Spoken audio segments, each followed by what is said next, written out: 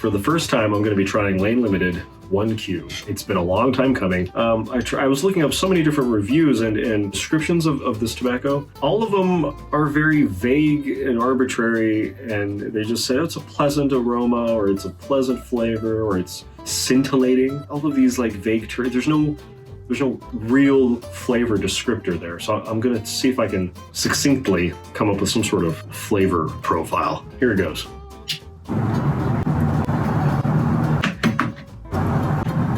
Okay, so I can kind of see how it's indiscernible. There's a little bit of like lingering aftertaste that is reminiscent of menthol, but it's not really. I don't know, it's hard to describe. I guess this is why everybody's using vague terms to describe it. I read one description that made mention that even though Captain Black and 1Q are made by Lane, they apparently use higher quality grade tobacco leaves in 1Q. And if I guess for what that's worth, I suppose it translates to more of a kind of a smooth smoke. I'm not experiencing too much tongue bite. It was still pretty moist, whatever casing or flavoring they use, which I still have yet to describe accurately. I mean, what, like a vanilla? It has this like weird kind of, you know, it just kind of coats the inside of your mouth a little bit, but I don't know. It's like a vanilla meets some sort of fruit, but it's so faint. Faintest of faint.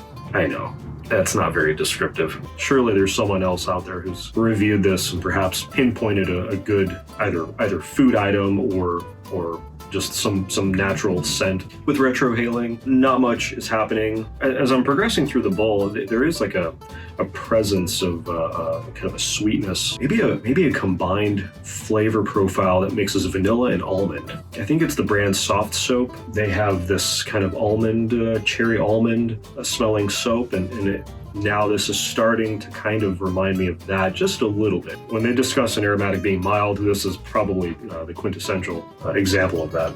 Well, I can see why it's so popular. I mean, given the fact that I haven't had any tongue bites so far, the room note, it is exceptional. It's very pleasant. The flavor department is non-existent. And it's being smooth with relatively aggressive puffing. I'm not being gentle. I'm not sipping. I am chugging this pipe.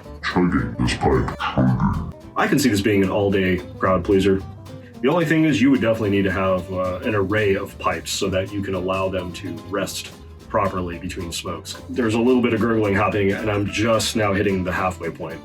So if I were to smoke all the way down, it would just be a swamp down there. And that's, not pleasant for anyone.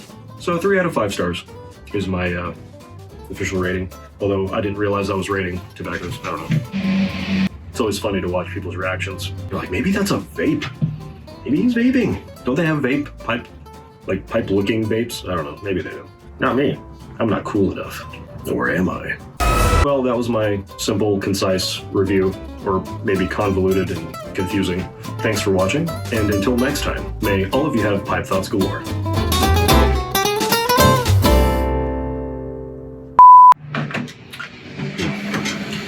Always right when I'm trying to say something. He has to drive by. Jeez.